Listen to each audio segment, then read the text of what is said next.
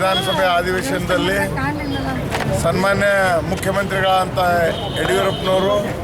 ಜೊತೆಗೆ ನಮ್ಮ ಎಲ್ಲ ಸಚಿವರು ಕೂಡಿಕೊಂಡು ಒಂದು ಪವಿತ್ರವಾದಂಥ ಒಂದು ಗೋಹತ್ಯೆ ನಿಷೇಧವನ್ನು ಮಾಡೋದ್ರ ಮುಖಾಂತರ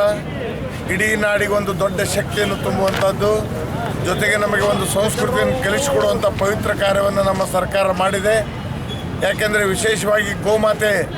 ತಾಯಿಗೆ ಹೋಲಿಕೆ ಮಾಡೋದ್ರ ಮುಖಾಂತರ ನಮ್ಮ ತಾಯಿಗೆ ಯಾವುದೇ ರೀತಿ ಅನ್ಯಾಯ ಆದಾಗ ತಡೆದುಕೊಳ್ಳದ ಹಾಗೆ ಇವತ್ತು ಆ ತಾಯಿಯನ್ನು ರಕ್ಷಣೆ ಮಾಡಬೇಕು, ಯಾವುದೇ ರೀತಿ ಗೋಹತ್ಯೆ ಆಗಬಾರ್ದು ಅನ್ನುವಂಥ ಉದ್ದೇಶದಿಂದ ಇವತ್ತು ನಮ್ಮ ಭಾರತೀಯ ಜನತಾ ಪಕ್ಷ ಸರ್ಕಾರ ಸನ್ಮಾನ್ಯ ಮುಖ್ಯಮಂತ್ರಿಗಳು ಮತ್ತು ಎಲ್ಲ ಸಚಿವರು ಮತ್ತು ಎಲ್ಲ ಶಾಸಕರು ಕೂಡಿಕೊಂಡು ಒಂದು ಒಳ್ಳೆಯ ನಿರ್ಣಯವನ್ನು ತೆಗೆದುಕೊಳ್ಳೋದ್ರ ಮುಖಾಂತರ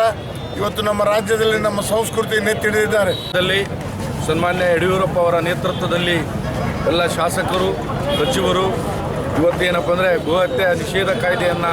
ಜಾರಿಗೆ ತಂದಿರತಕ್ಕಂಥದ್ದು ನಮ್ಮ ಹಿಂದೂ ಧರ್ಮದ ಮಹಾ ಪವಿತ್ರವಾಗಿರ್ತಕ್ಕಂಥ ದಿನವೆಂದರೆ ತಪ್ಪಾಗಲಿಕ್ಕಿಲ್ಲ. ಈ ದಿನವೊಂದು ಯಾಕಂದರೆ ಇದು ಸಂಪೂರ್ಣ ಗೋಗಳ ಒಂದು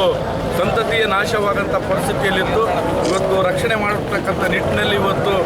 ಈ ರಾಜ್ಯ ಸರ್ಕಾರ ಒಳ್ಳೆಯ ಒಂದು ಕೆಲಸವನ್ನು ಮಾಡಿದೆ. ಹಾಗಾಗಿ ಅವರಿಗೆ ನಾವು ಗಂಗಾವತಿ ನಗರದ ಮತ್ತು ಗಂಗಾವತಿ ವಿಧಾನಸಭಾ ಕ್ಷೇತ್ರದ ಜನತೆ ಪರವಾಗಿ ನಮ್ಮ ಶಾಸಕರಿಗೂ ಸೇರಿಸಿ ಇವತ್ತು ವಿಧಾನಸಭೆಯಲ್ಲಿ ಕಾನೂನು ಪಾಸ್ ಆಗಿರೋದಕ್ಕೆ ಅಭಿನಂದನೆ ಸಲ್ಲಿಸುವ ಜೊತೆಗೆ ಗೋಮಾತಾ ಒಂದು ಗೊಬ್ಬರ, ಅದರ ಜೊತೆಗೆ ಗೋಮಾತೆಯಿಂದ ಇವತ್ತು ಓರಿಗಳಿರ್ಬೋದು, ಎತ್ತುಗಳಿರ್ಬೋದು, ಇಂಥ ಬೇರೆ ಬೇರೆ ಉತ್ಪನ್ನಗಳ ಮೂಲಕ ಇವತ್ತೇನು ಗೋಮಾತೆ ಆಕಳ ಹೊಟ್ಟೆಯಲ್ಲಿ ಅಚ್ಚೋರು ಬಂಗಾರನ್ನು ಹಾಗೆ ಒಂದು ದಿನಕ್ಕೆ ಸುಮಾರು ಅಲ್ ಕಬೀರ್, ಪಿಟ್ಸಾ ಹಟ್ಸ್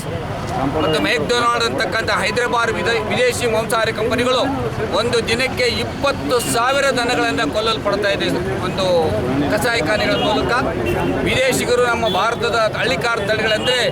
ವಿದೇಶದಲ್ಲಿ ನಮ್ಮ ತಳಿಗಳ ಮೇಲೆ ಭಾಳ ಮಾಂಸಾಹಾರಿಗಳು ಭಾಳ ಪ್ರಿಯವಾಗಿದ್ದರು. ದಿನನಿತ್ಯ ಸಾಗಾಣಿಕೆ ಆಗ್ತಕ್ಕಂಥ ಗೋಹತ್ಯೆಯಿಂದ ನಮ್ಮ ದನಗಳ ಸಂತತಿ ಕಡಿಮೆಯಾಗಿ ನಮ್ಮ ಒಕ್ಕಲ್ತನ ದಂದಂಗಳು ಹೂಡಿ ನಾವು ಇವತ್ತು ಮಣ್ಣಮಾಸೆ ಬಂದರೆ ಮಣ್ಣೆತ್ತಿನ ಅಮಾಸೆಗೆ ಶೋಕೇಸ್ನಾಗ ಮಣ್ಣೆತ್ತು ನೋಡೋಂಥ ಪರಿಸ್ಥಿತಿ ಈ ಕರ್ನಾಟಕದ ನಾಡಿಗೆ ಬಂದಿತ್ತು. ಅದರ ಜೊತೆಗೆ ಎತ್ತುಗಳ ನಾಶ ಆಗೋದ್ರಿಂದ ಆಕಳ ನಾಶ, ಗೊಬ್ಬರ ಇಲ್ಲ ಅಂದರೆ ತಿಪ್ಪೆ ಇಲ್ಲ ಅಂದರೆ ಯಾವುದೇ ಕೃಷಿ ಇಲ್ಲ, ಬರೀ